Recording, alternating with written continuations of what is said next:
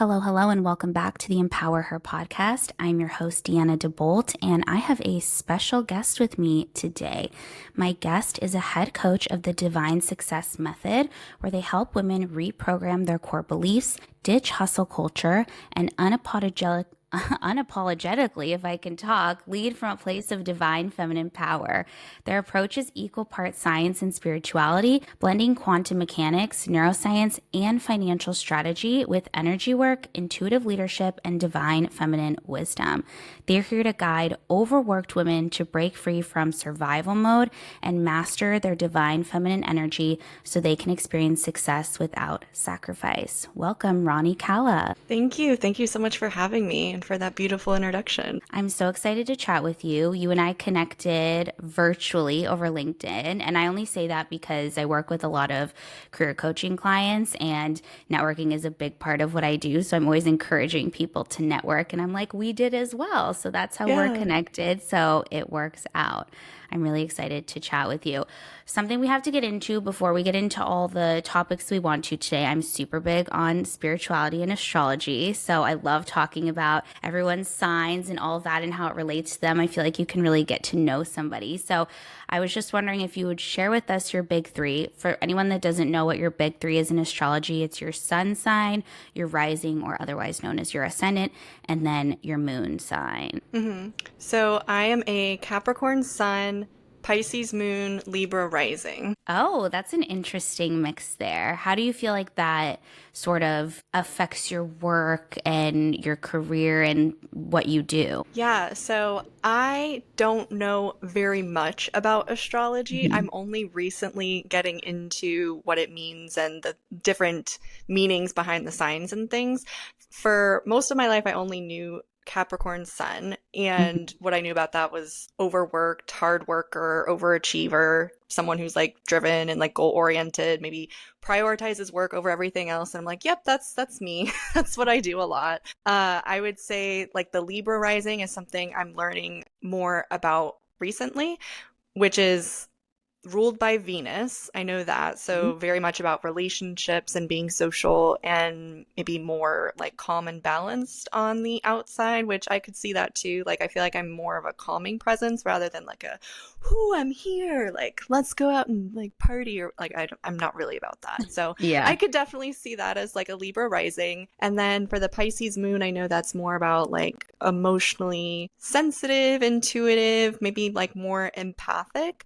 And I feel like with the empathic part, I'm either like one end of the spectrum or the other. So I'm either like not empathic at all, like more of my younger self, like don't really understand other people's emotions, versus like where I've been at more recently is like overly empathic or overly understanding, to where now that I'm in the last few months noticing it and where I've been coming from, I'm like, oh, that doesn't make me a very good coach sometimes when I'm like overly understanding of people's emotions and like their limitations and where they're coming from, because it keeps me from being bold and fierce with them. So in the last few months, especially stepping more in my divine feminine, I've been having more fierce and bold conversations to where, okay, how can I be empathetic and understanding with this person, as well as like stepping in, being bold and fierce, not honoring the limitations that are showing up. Does that make sense? Totally. I love that. I have Pisces energy in my chart, not in my big three, but I have it. And I also struggle with that as well. But Pisces is also very spiritual, which makes sense, with what you do as well. And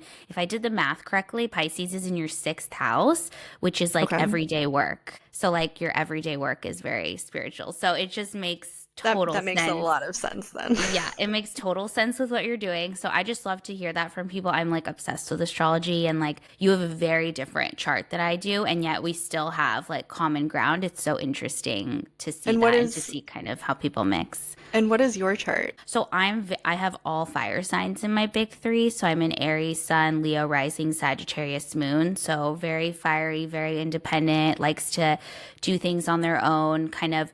I don't really have earth in my big six either at all. It's all water and fire. So I lead with that fiery side, the emotional side, the spiritual side. So sometimes I need that like grounding aspect. But I actually have Capricorn in my sixth house of daily work. So for me, it's like my actual work. Like I'm very organized. I like procedures and routines. So it's very interesting because I have that very creative spiritual side, but then I also that Capricorn really grounds me in my sixth house, Mm-hmm. which is interesting. But it's not like my natural place of being. My natural place is definitely the creativity, the fiery side, going to get things. I'm present on, social media with that Leo rising. So it's just a lot of that going on. I could definitely see that about you. Yeah, I feel like I'm a little bit mellow though. Like when most people hear like Aries, Leo, whatever, they, center of attention and all that. And that's not necessarily me, but I do like to stand up for people. I will share my opinion. I'm never shy of doing that. So I think that's how it kind of comes out. Totally. Love that. And did you always know you wanted to be in this sort of, or not even necessarily like spirituality? Because I think when you're little, obviously, we don't really even know what that is. But when you were little, did you have any expectations of your career in terms of what you wanted? And was it at all related to what you're doing right now? It was not at all related. So when I was younger, I was definitely more practical, and I think my dream job was marine biologist. Like I Oh loved my God. animals and working with animals, and at one point I was like, no, that's not it because of how much science it involved. I was like, I'm not a science person at all. I am a math person through and through. I cannot be a marine biologist. So for throughout high school, I didn't have like, this is what I'm focused on. This is the career I want to be. So when it came to choosing a college and career pathway, I did end up getting accepted for a 4-year university. And it was the summer before I was supposed to start, like June, July, I was supposed to start in August, and I like declined and I pulled out because I was like, I'm gonna focus on like business or business management, but I don't really know what I want to do with my degree. I don't know where I'm gonna go. So I pulled out and instead just did community college just to get my AA because I was like, if I don't have a direction, why am I gonna waste all of my time and energy doing all this studying? I just want to get straight into the workforce and start figuring out like what I like and what I don't like. So that's what I started with, was like just do community college AA and getting into like corporate world and corporate job to figure out what I like and what I don't like about it. Totally. And you worked in corporate, you were in operations. And how did that kind of fit with your personality? What was your experience working in operations? So I really enjoyed working in operations. That was probably part of my bread and butter and part of what I love about what I do now. Because aside from head coach right now, I'm also program manager. So I also get to set up like coursework and programming and workbooks and things like, and SOPs. Like I love spreadsheets. I love SOPs. I love the organization of it. Like I know not a lot of people do, but that's part That's of very like, Capricorn energy. yeah, like the structure and the Yeah. organization and the logistics. That's like, I love doing that. So working in corporate for me, like I was in student financial services at a college, not the college I worked at, but a different college for 2 years, and absolutely loved it. Loved working with students, loved the spreadsheets. And it wasn't like the hard-headed corporate culture that I know a lot of people deal with. Like I loved it. The only reason I was let go was because they completely downsized and got rid of our department. So I think without that, I probably wouldn't have left. But that was also the thing that really pivoted me and pushed me towards working with my sister now, which was like a blessing in disguise. Oh, you work with your sister. I didn't know that. Yeah. Oh, She's that's the amazing. I did yeah, not know that. she's the founder of the company I work with. Oh my gosh, I did not know that. I mean, I didn't even, why would I ask that? But that's crazy. Well, how is it working with your sister? It's different. It's different I was gonna say, give us the tea. I mean, for the first, it's been 5 years now. So for the first couple years, I would say it was rocky because it was like, I've been fired, I've quit before, like we've had some rough times, but like I'm in it now and I'm like, I get the vision, I know what we're going towards, like I'm full in on it. But I think there has been some rockiness just because it gets so personal sometimes. And it's like, well, you have to act as my boss sometimes, and then you're also acting as my sister. But I think overall, it has been such a gift to, number one, like work under her and learn from her so closely, because she's the one that has like 15 years of experience and has done like 53 different courses and like has all of this knowledge that I get 100 100% access to, that like, you know, our clients get like once a week, but I get to like talk on the phone with her every morning. I'm like, hey, I'm dealing with this. Like, what do you think about this? And she like blows my mind every time I get to talk on the phone with her. So I think at the beginning, I found it really annoying that I was like, I have a coach all the time and I have to be pushed to my limits. And like, I have to be held to this high standard. And now it's like, I see it as the gift that it is, that it's like, wow, I have somebody that's dedicating this time and this energy into training me and holding me to such a high accountability. Totally. So is she the one that kind of got you into the spiritual world? Was she kind of that first person for you? Totally. I think before that, I don't think I really had any anchoring in spirituality. I grew up as Christian, but like evangelical Christian, and my dad took me to church every Sunday. But after high school, college, I was like, I don't really know if that's it for me, especially growing up being like queer. And then like in the church, I was like, no, that's not really it for me. So when I think it was 2019, I started having more of a spiritual awakening. I started asking her more about what she does and the work that she does. I got to meet her guru, Saima, where we like took a trip to Canada and we got to like see her and like learn from her, which was really cool. And that's when I really started my like meditating every day and getting more into tarot cards and tarot reading and like really starting to pull into like, okay, like what is this about, and like developing some of those gifts for myself. That's incredible. What does spirituality mean to you kind of like on a base level and part of your life? It's a great question. I think for me, it's being very in tune with your higher self, source, God, spirit. Everyone calls it a different name, but it's all the same thing, whether it's source, universe, God, spirit. No matter what religion you are, no matter what you practice, it is that connection with that higher divinity and higher level of being.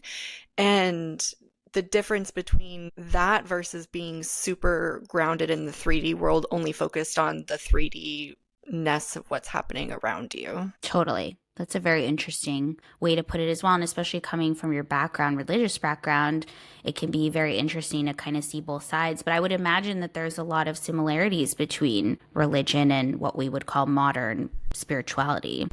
Totally. I mean, one thing that my sister says is it's all right. There's no wrong answer to it, because in like spiritual people will call it manifestation.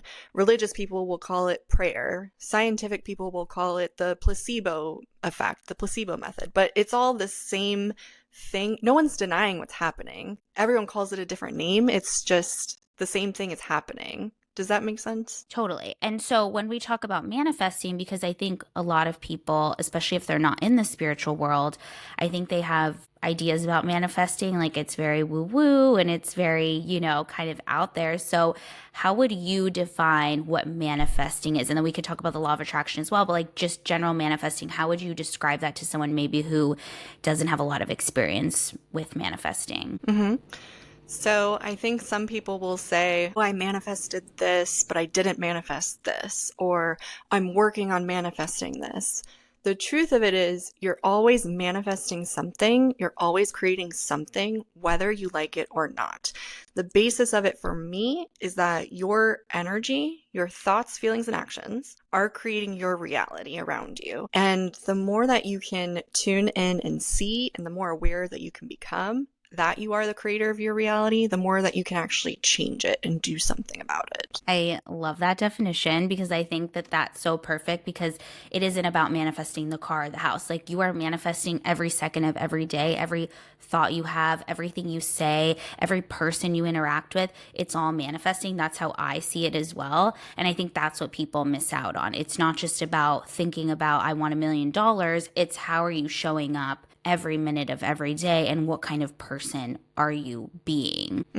Exactly. So law of attraction often gets kind of like grouped in with manifestation, and there's several laws in the universe. There's many, and law of attraction is one of them, and it's a very important law, and it's one aspect, I think, of manifestation, at least the way I look at it. But I'd love to kind of hear from you, especially for people who've never heard of law of attraction. What does that look like, and what does that mean in like everyday life? So law of attraction is like attracts like. and you're always attracting something in your reality. You're always creating something, you're always attracting something. So let's say your thoughts, feelings, and actions, it's going to be conscious or unconscious, and it's going to be part of your core belief system. So let's say you want to attract $1 million. We'll go with your example. But you have some thoughts about, well, what would I even do with $1 million? I don't feel worthy of $1 million. If I had it, it's going to go to waste, or I don't even know how I would spend $1 million. Like, you have all of these thoughts or feelings in the background. A lot of people probably feeling the unworthiness of having that amount of money, or not even knowing what to do if they had all of that money, or feeling completely separate from the money if they were to manifest it. So all of those thoughts and feelings that are underneath are going to stop you from attracting the $1 million. Everyone always asks, like, well, why aren't I attracting more money? Those are the things that are going to stop you. And I would say, if you are working on manifesting more money, but you have other thoughts in the background of, like, well, I have to work harder for my money, or I'm trading my hours for dollars, or the limitations and judgments that you have about how money can show up for you, is also going to be part of what you're attracting and in the law of attraction. So again, when you're looking at manifesting something, you have to look at all of those underlying pieces, the thoughts, the feelings, conscious and unconscious, because that's going to show you what you're attracting. Again, you're always attracting something. And if you're wondering what you're attracting, just take a look at your experience of reality. Are you attracting, I don't have enough money, and I don't have the partner that I want, and I don't have the job that I want? Like, if you're attracting those things, what are the underlying thoughts and feelings underneath that is having you then attract those things, would be like my place to start. Totally. So just in like practical terms, if you're working for a client and they come to you and, they are trying to manifest a new job or whatever it is that they're manifesting, and we're using law of attraction, what's kind of the first place that you go with them? Like, where is usually the first stop that we're looking at of, like, okay, this is what we need to work on to get you closer to your goal? The very first place is nervous system work. Totally. And I say that because if you are in fight, flight, fawn, or freeze, no amount of changing your thoughts and feelings and actions is going to do anything, because your system is so in burnout and survival mode. If you're constantly in survival mode, you can't get out of survival mode. So the very first thing you have to do is recalibrate your nervous system so that you can, number one, be more present and see what's actually happening in reality. Like, if you're living in survival mode and exhausted and burnt out, you're not seeing the things that are actually happening in reality. You're just worried about getting to the next meal, to the next day, to the next paycheck. And you can't zoom out completely and say, oh, like, this is what's happening as if I'm a fly on the wall.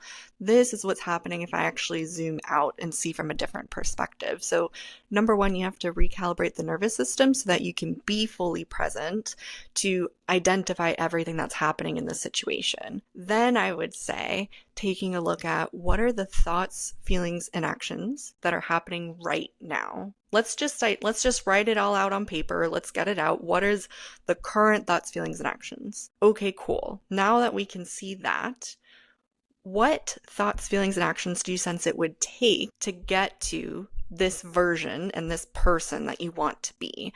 Let's say it's that new career that you want. What are the thoughts, feelings, and actions do you sense that person is taking and doing when she has that career? And then how do you then shift into those thoughts, feelings, and actions and choices so that you're pulling that future self into the now timeline, into the now reality? Totally. I couldn't agree more. Nervous system regulation is such an important part of what I do as well. The problem, or, what a lot of my clients will say to me is, like, let's say they want a new job and they want to make more money. And I'll say, okay, let's do the nervous system regulation. Let's get it regulated. But they're like, I just need more money. Like, it's just, I need more money. That's the only thing that's going to fix my problem. And I always have to have the conversation that, like, I understand, but your situation, you're not going to get more money. The situation isn't going to change unless you make a change. So how do you kind of approach that with clients maybe who are resistant at the beginning, or who are really just stuck in their current feeling that they're in? That's a good question, because it's interesting on calls that we'll have with clients. You can tell when we have inside of our 12-month program, we have 1 month that's just dedicated to nervous system regulation. And you can tell when people haven't been doing it because they'll come on the calls with us and they'll start fighting with us or they'll hide out. Yes. And we tell them like, hey, you should maybe focus on this. And they're like, no, what are you talking about? I don't want to do that. And so they start fighting a little bit. But I think to overcome that, it's the way that you start your morning really determines how the rest of your day goes. So unless you're doing something to change your day, you're going to go back to your default patterning. 80% of the thoughts we have today are the same thoughts we had yesterday. So when you wake up and you're like, oh, I don't want to get up. I feel tired. I'm snoozing my alarm 3 times. I don't want to get out of bed. Like, I'm hitting traffic and I don't want to be in traffic and this sucks. Like, think about all those thoughts that you have in the morning, even before you really start your day. And then if that's the default that you're getting pulled back into and stuck in, like that's how the rest of the day for you is going to go. Law of attraction, like attracts like. Your day is going to show up exactly like that to prove to you, fuck, I don't want to do this day like this today and life sucks and whatever. If in the morning, let's say you start your day, you journal, you're like, oh, these are the thoughts and the feelings and the actions that I want to have today.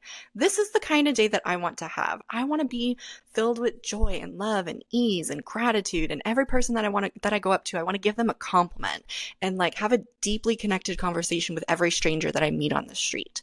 And I meditate for 20 minutes in the morning and I feel more present and I feel more active and I feel more awake and I feel more in love with life. How do you think your day is going to go if you wake up as that person? Totally. Totally different. And it really matters. And that's why I usually recommend clients like doing affirmations in the morning and things like that, because when you wake up and those thoughts you have, that's what's going to take you. And what I think a lot of people don't understand, it's not that we're manifesting and we're just going to wish all those things into the air. It's you're reprogramming your brain to see the good in the world rather than focus on the bad. And so that's how you're kind of quote unquote changing your reality. It's all about your perception and how you actually see the world. You can choose to see it as bad, negative, all the bad things are happening, but why would you choose that when you can also choose, and I'm not saying it's obviously easy, but theoretically, why would you choose that when you can choose to see the world as a positive place, that things are working in your favor, that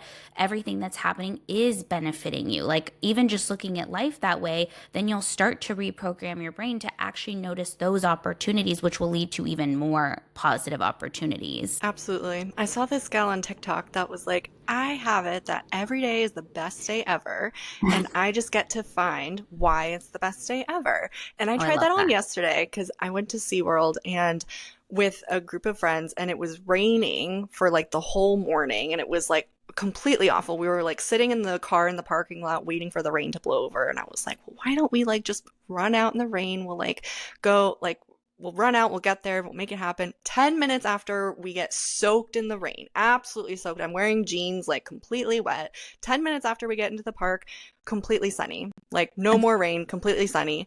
I'm like, well, if I would have just waited 10 more minutes, we would have been completely dry and completely fine. But whatever. I'm not gonna sit in this. I'm wet and I'm exhausted and like wet, whatever. I'm gonna make it. What if today's like the best day ever? What's gonna make it the best day ever today? I wonder how today could be the best day ever. And then that has me shifting my perspective, looking for the really good things about the day rather than I'm feeling miserable because I'm wet and cold. So then I'm like, oh my gosh, we had like boba. Like there's a boba place at SeaWorld. I didn't even know there was a boba place. I love boba. I'm like, I got to feed the stingrays. This is so cool. Like I had the best time feeding the stingrays. And I'm like, and so it had me completely shift the entire day, being able to look for that and being able to experience that rather than feeling miserable and cold and wet. And totally. And that's the thing is two people could have had the same experience, but you're choosing to focus on the good things that happen, not on the fact that you got soaked in the rain, even though that probably wasn't the best thing that happened. Totally. I love that. Well, I'd love to kind of switch gears and talk more about sort of feminine energy, because I know that that's something that you work a lot with, in divine feminine energy. And I think it's especially an interesting topic in today's climate as well, about what feminine energy means. And I think, it can be looked at in many different ways. And it's something that I personally have struggled with as well, as someone who has pretty much always been, or not recently, but mostly been in her masculine. And that's sort of where I've lived, and sort of not wanting to go in my feminine because I felt like I was giving a part up of myself to men or to the patriarchy or whatever it is, but realizing that actually being in my feminine a lot of times can actually help me in my work and in other ways as well. So I'd like to just kind of talk about that and sort of what feminine energy looks like specifically sort of in the workplace, and how women and people can really sort of bring out their feminine energy for good. Totally. I love this question. So before I go into that, I'd love to distinguish first, like the difference between feminine and masculine, but also the difference between divine feminine and wounded feminine, because there is a distinction between the two. So given the patriarchal world that we live in now, there is a lot of wounded feminine energy, which simply means like a lot of victim, I would say manipulation, I would say like I have to be the one to do it all. It's all on my shoulders and I can't ask for help unless I am so overworked and worked to the bone that I can't do it anymore. So now I have to ask for help. And I feel like that's how a lot of mothers, single women, maybe women in the workplace operate just on the default because of the society that we live in. That's just like the norm that we've established. As far as I also want to distinguish a wounded masculine, because there's wounded feminine, wounded masculine, divine feminine, divine masculine. And none of these are gender specific, by the way. Each of us has a feminine and masculine energy within us. It's like a yin and yang. And it's not like I have to be divine feminine and then bring in my partner who has to be divine masculine. It can be like a flow of all of those energies. So with a wounded masculine, I almost think of a gym bro who like goes to the gym like 12 hours a day, who has to like show off his muscles to other men, who has to prove himself to other men, who maybe has an eating disorder because he's like worried about his body and worried about this. And maybe he works 80 hours a week because he's like going, doing, proving. And I would say like that's something that I identified with for a while, is like the going, doing, and hustle to like prove a worth and value. And that's like the Capricorn energy in me, probably. I would say that's probably a lot of women in the workplace too, which is like I have to go and do and prove my worth. That's like a very hustle energy. And there's no ease, there's no intuition in that. There's a lot of survival in that for sure. And there's not a lot of receiving, like receiving the support, receiving the guidance, receiving from divine source or intuition, God, what we had talked about earlier, spirit as well. So there's just going to cross things off a list. There's no like intuitive guidance in that. So when I say divine feminine, it's also not like femininity, like I have to like pink and be girly and look a particular way. But divine feminine is really about being in your power, being bold, being fierce, and it's more intuitive. There's a lot of intuitive magic that divine feminine brings, to where you're connected to source, you're connected to God, you're connected to spirit in everything that you do, which brings a lot more ease and flow to everything and everyone around you. So I don't feel like there is a great example of this in today's culture, because we live in a patriarchal culture. We don't have a lot of great examples of this. But if you're looking at like gods, goddesses, spirits, and guides, I would say like Kali Ma. I would say Mary Magdalene is a great example too. And I would say like Aphrodite is probably a great example too, because it's not just placating people around you, and it's not just being nice to everyone around you. There is a bold, fierce, direct energy. And I like to equate this to a conductor of an orchestra, to where the conductor isn't learning all the instruments. The conductor isn't playing all the instruments, but because of the conductor, they get to make beautiful music together. So someone who's laying back, conducting an orchestra, conducting the energy, directing the energy, that would be more of a divine feminine. And then divine masculine, I would say, is a great coupling with the divine feminine. I don't want to say protector because divine feminine doesn't need anyone to protect her, but it's like a support of. So there's divine action taking. There is still action and forward movement, but it is connected to the divine and more intuitive of like, what's going to forward this today? What's going to bring the most impact to what I'm doing today? It's not just doing things to cross things off a list. I love to think of Benny Blanco as like a very divine feminine man, especially Interesting. because with Selena Gomez, he is so connected to her emotional state and emotional well-being. He has this great interview where he's like, I know when she gets to her boiling point, and there's 10 steps I can take before we even get there. We're not even going to get there because I know exactly the steps to take to like calm her down and bring her back. And that connectedness to the emotion and to the person and to the being, that's like the divine masculine, is like the connectedness to it too. So as we're bringing this into the workplace, like to go back into your question, is like bringing the divine feminine into the workplace, I would say there's a lot less doing, and inside of the doing that you do, it's divine action taking. It's tuning into, if there's 100 things on my list, what are the 3 things that are really going to forward my goals and my impact today? Doing 100 things today probably isn't going to forward everything. It's not going to get you where you want to go. It's probably going to have you feeling really exhausted by the end of the day. But I also like to think of it as like the 80-20 list. Like out of 100 things, I would think 80% of the things don't even make a difference, and only 20% do make a difference. So what is that? Finding the 20%. And that's really the divine action. So I would say it's a coupling of the divine action plus being that orchestral director of everyone around you. So sitting back, doing less potentially, having and hiring your team to take on more from you so that you're honoring your time, you're honoring your energy, you're honoring the value that you bring as well.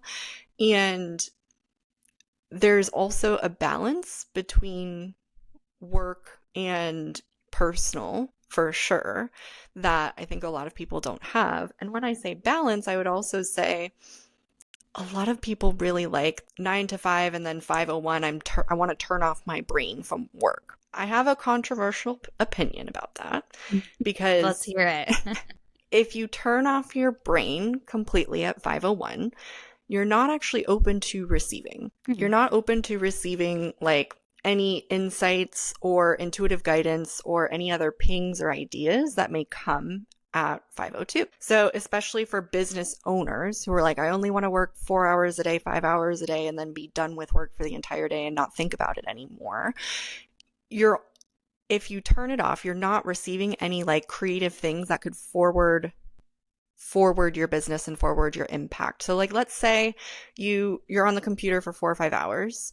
And then let's say you go to a coffee shop and you meet someone who could be like a potential partner and wants to like maybe invest in your business or like grow your business a particular way, or there's a collaboration. But if you're like, I'm turning my brain off from work and I'm on personal mode right now and I don't want to think about work, you're never going to see that. You're never going to like be open to the opportunity that could be there. So when it comes to balance, I'm not saying like you have to do this many hours and then you have to always be on, but part of balance is like, especially if you get to set your own hours and your own schedule, and if you have your own business, it could look like taking a bath at 3 o'clock in the afternoon because you need to like sit out and chill out and relax for a little bit before you like get back to your computer. I think part of it is being super present with everything that you're doing, and also being super in tune with your body and what it needs and what your nervous system needs so that you can be the most effective and be the most productive in everything that you do as well. That really resonates. I mean, as a business owner, I get some of my best downloads when I'm like on a walk, before I go to sleep at night, like random times where I get this idea for a podcast episode or just for really anything. And so I love that you said that. And I don't think it's controversial. I just think, and kind of what you said as well, is like we have to find that balance. So if that it's not that you work from 8 a.m. to midnight constantly. It's that, okay, can you take those breaks? Like for me, I set my own hours and like I'll go to lunch with a friend in the middle of the day, or I'll go to the gym in the morning and start work later. It's not that I'm working less necessarily. It's just that I'm listening to my body, my intuition, and then I'm also allowing myself time, space, and creativity to get those downloads, to get those ideas. I mean, I personally work in like a field where it is creative a little bit. I know some people don't, but even so, you need that time to rest for your brain to recharge so that you can get those ideas and so that you can be on top of your game when you are sitting at your laptop or with a client or whatever it is. Totally. And then what I was just going to ask too is, because this is something I experienced before I had my business when I was in corporate, I was a leader. So I managed people and I worked with mostly men, and it was really challenging. Like they just did things totally differently than how I did things. It was always an issue the way I was doing things, even though my team was very, very happy. We had really great results. The way I looked at leadership was I put my team first, not the numbers first and not the company first. And I think I was in my divine feminine without knowing it back then, because that's what I was doing. But I got so much backlash for it, and there were so many issues that came out of it from other people. And so I'm wondering, do you think it's possible in today's patriarchal society for women or people in their divine feminine to actually be successful and not burn out in these corporations and in these corporate environments? Oh, completely. It's possible. It just depends on what energy you're coming from. And I think for a lot of companies that are not getting hip with the new game, if you will, they're going to start crumbling. I mean, you've seen companies who aren't getting behind and backing DEI initiatives like Target. They're crumbling right now. They have sales down for like the 12th week now. But those companies that are holding strong with new standards like Costco or I think Apple's one of them now, Levi. I just saw like a bunch of new like companies that are holding to their DEI standards. So those are the ones that are going to start propelling and moving forward. And I think the same with companies that are honoring women in leadership and women in their divine feminine. Like there's a new way that we're doing things, looking at the not just the United States but the world right now. Systems are crumbling, not just political systems but education systems and financial systems, and there's going to be a new way of doing things, especially looking at astrology. Like there's a divine feminine awakening on like a 20-year period right now, and we're just on the cusp of it and at the start of it. So I sense the more that companies start honoring women in those leadership positions who are leading from their divine feminine, the more they're going to succeed for sure.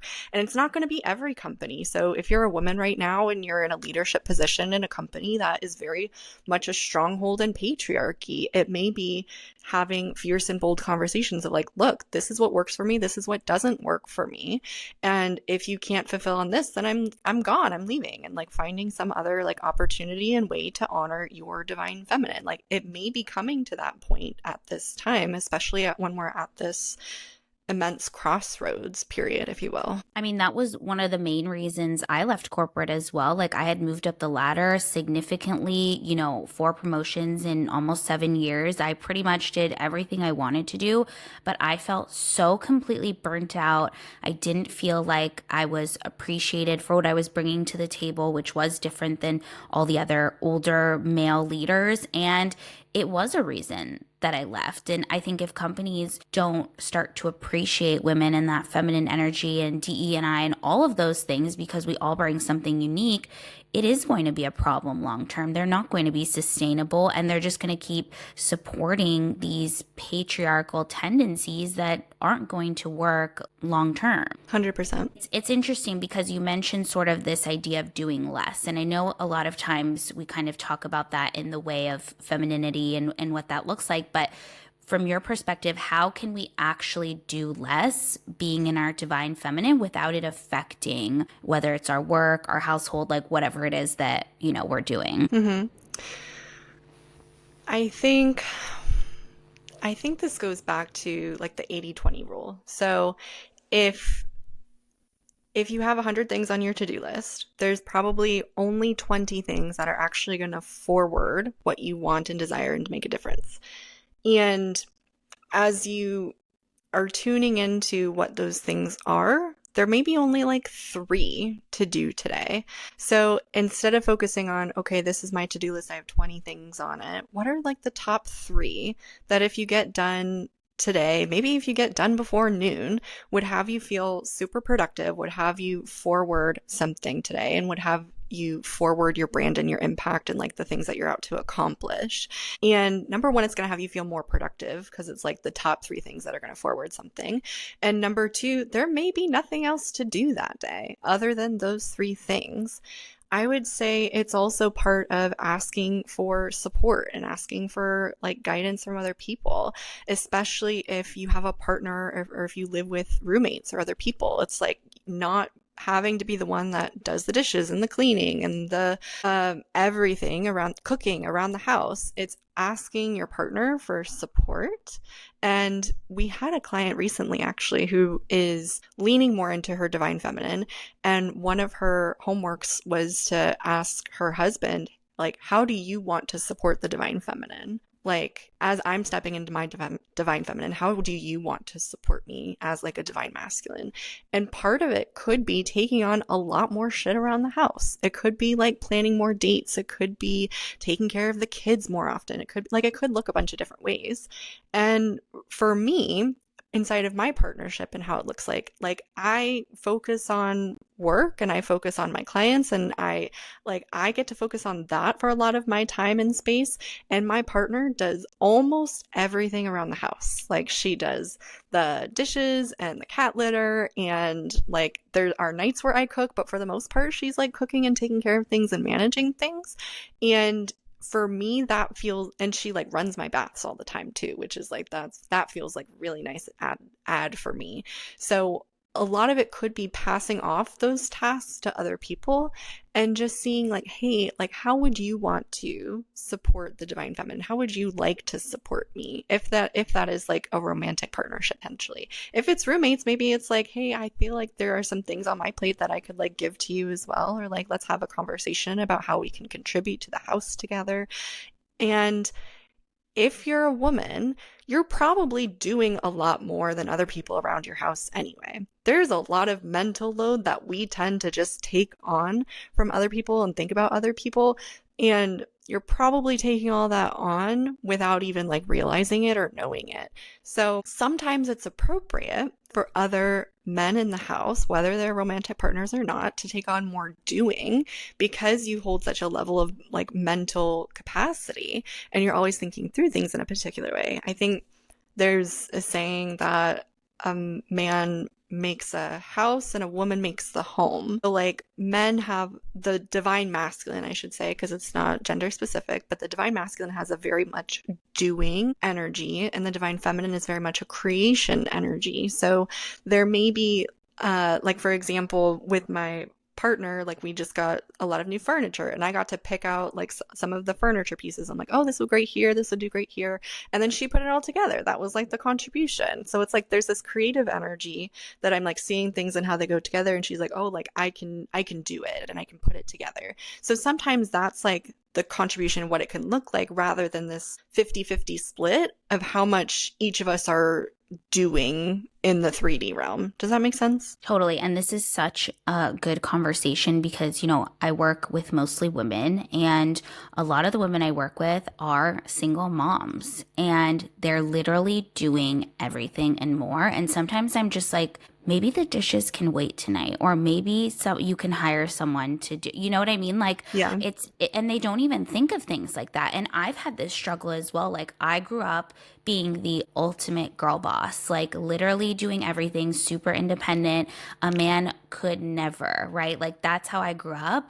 And I date men. Well, I don't date men anymore because I'm married, but I date men. And so I've had to deal with this. And I've just been in so many relationships where just the expectation was just that because I'm the woman, I'm going to do everything around the house, even though I worked the same, if not more, brought in the same, if not more money. And I felt it was so unfair. And so with my husband, we've had a lot of conversations about this because I've told him I'm not going to be doing everything around the house. I'm just not. Like I work too. I bring in the same amount. Like it's not, it's not fair. And I'm like, the mental load also is on me. You know, there's a Hmm. statistic that says that women and men, when they're in a heterosexual relationship and they move in together, the male has like 2 less hours of housework and duties for the whole week. When they move in with a woman, the woman has Hmm. 7 more hours of work to do Are you because of living with serious? men. Yeah, there's like a crazy statistic like that. And it's true. Like if I think about it, like when I lived alone, I do have to, it is less. Like if I didn't have a conversation and say, okay, these are the things I'm not going to be doing. What can you take on? And he's super open about it. But I'm the one that had to work on this because I was like, I'll just do everything. Like I'm independent. I can get it all done. But it was causing me to burn out. It was causing me to resent my partner, and that's not good in the long run. And this can be the same for, work or whatever situation you're in. If you don't ask for help and support and allow other people to support you, it's going to be a problem. And I think a lot of women have trouble with this, which is understandable because just as a whole, and again, like I know it's not every man, but like just in general, men in general, like it's challenging to be around men and date men and work with men because they don't take on that mental load. And so I think for a lot of us women, especially really independent, girl boss, like super strong willed, it has been challenging to sort of step into our divine feminine and really kind of let go of some of those things. Hmm.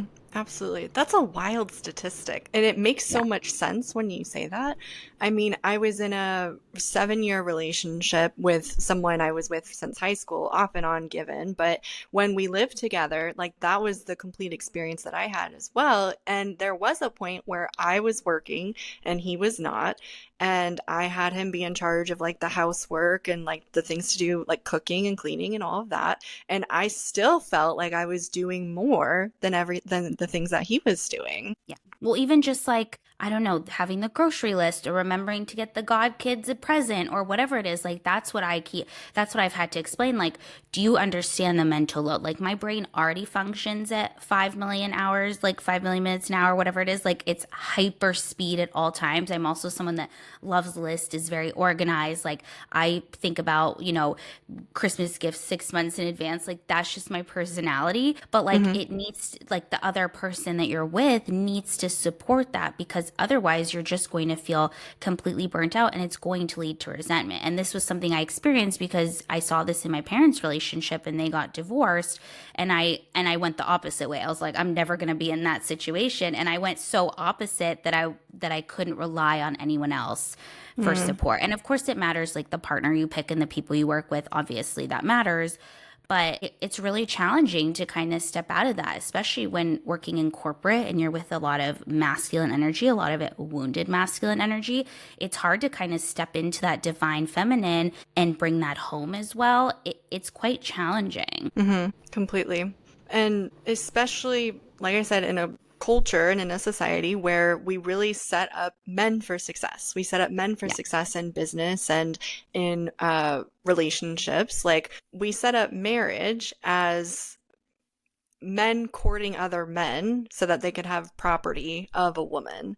So the whole systems that we've been setting up, now we're noticing it. And I think this is the first generation of women who have had all of the freedoms being given to us. So like being able to own a credit card without a man on it, being able to own a house without a man on the deed, being able to get a divorce without needing a reason necessarily, in some states at least. So now that we have all these freedoms given to us, the first generation of women having all these freedoms, we're like, oh, I don't actually like the way that this has been set up. And now I want to do something about it. And now that we are collectively uprising and realizing it and noticing it and doing something about it, now we're getting some resistance from men who are like, oh no, I liked these systems that we set up and I don't like what you're doing trying to change things. So that's like a lot of the discomfort that we're experiencing right now, not just in work, but in home and our relationships. And I would say that's why this male loneliness epidemic is showing up now, Don't right? even get me started on I that. I know. I did a whole episode on that like a couple weeks ago because I'm like, Oh my I can't even with like everything. But I think that's why all of this is showing up and all the discomfort is showing up, so that on the other side of it, there can be so much more ease and magic and freedom for women, especially like I could see us stepping into this matriarchy society where women Yes. are more leaders and there's more community and there's more connection and contribution and more operating from like trade and bartering, and like everyone's just taken care of, and there's no reason for like survival mode, and there's no reason for like struggle inside of it, because we're all just like taking care of each other. There's like such a motherly like tenderness to like the community. Like that's what I could see could be on the other side of this. Totally. I mean, the whole idea of having a matriarchy just makes so much sense. I mean, it almost feels unnatural the way we have it now. And I think what we're trying to move into, at least we, the men, maybe not so much, but what we are trying to move into, it just makes so much more sense. It feels more intuitive, which I think is like the perfect word for it. 100%. You mentioned you talked about the male loneliness epidemic. I'd love to just hear about kind of your podcast and sort of what other topics that you discuss on there. Yeah, well, we love to bring in topics about the divine feminine and how you can step more into your divine feminine. So I love interviewing my sister almost every week just because she, like I said, has 15 years and 53 different courses and $150,000 invested in herself. So I have 5 years under my belt of doing the work, That's but still a lot. That's a lot. but I would call her the expert. I may be the specialist in it, but she's like the expert. So I love hearing her expertise and her stories and how she directs the divine feminine in particular ways. So I think getting to hear her perspective and her expertise and bringing that into like how do we step more into our divine feminine in all these different spaces. I think last week I focused on like intuition and how to honor your intuition more. We've talked about like fear and doubt and the things that keep us from trusting ourselves and trusting our intuition and choosing ourselves. We've talked about the male loneliness epidemic and women's new standards and how we're like not going back and like what that actually looks like and stepping into your divine feminine in this society where there's male loneliness epidemic happening. We've talked about like divine love and divine partnerships and relationships and how to attract and manifest a divine love and divine partnership. If you're looking like from the law of attraction standpoint, manifestation standpoint, as well as like being more fully in your divine feminine and attracting your divine masculine. So like all of those different things coming together. I love that. That sounds really, really fun. And just as we're wrapping up, I'd love to hear from you sort of what you're feeling the most lit up by or called to in your life and your career in this next season. That's a good question. I think more expansion of the divine feminine. That's probably it in a nutshell. It's something that I'm more recently talking about and bringing to my conversations on like social media and podcasts, because the world is like ready for it now. Like I'm seeing more people getting to talk about it and understanding it. My sister for the last, I want to say 4 years has been activating the divine feminine. She's been through like a Mary Magdalene year-long activation. She's been hosting like master classes and webinars and things like that about the divine feminine, but again, hasn't been getting a lot of traction up until this point to where we're like launching new programs and courses and different things like pathways through the divine feminine because people are ready for it and are like ready to access it. So I think that's what I'm focusing on, growing and developing with people and getting to work with people in this particular way, which is really exciting as I think it's so appropriate given where we're at in society and what we get to move forward like in the next couple of years. I love that. That's amazing. Well, I really enjoyed speaking with you today, Ronnie. This was such an important topic. I think everyone's going to love it. Before we go, I'd just love for you to share where everyone can find you, pimp out the podcast, all of the things. Absolutely. So you can find us at thebeyondhumanmethod.com. We have a free meditation series you can get started in. If you want to reach out to me, Ronnie at thebeyondhumanmethod.com, you can email me and get connected. I am happy to set up a discovery session with you and explore different programs or pathways inside of working with me and my sister. Love that. Well, thanks for being on the podcast, Ronnie. to everyone else who's listening, I hope you have an amazing week, and I'll catch you all in the next episode. Bye, Thank everyone. you.